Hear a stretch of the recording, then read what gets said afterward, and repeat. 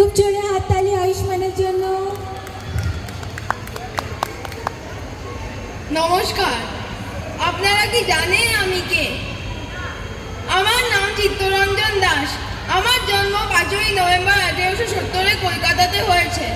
আমি পেশায় লয়ার, কিন্তু আমার উদ্যোগ আমার দেশ এবং দেশবাসীদের জন্য কাজ করা।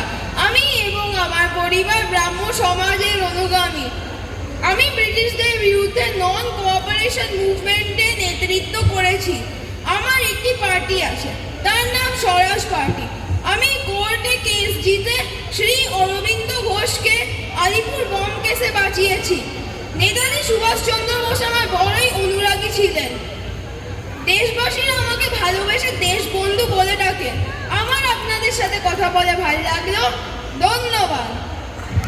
ভেরি নাইস, খুব ভালো।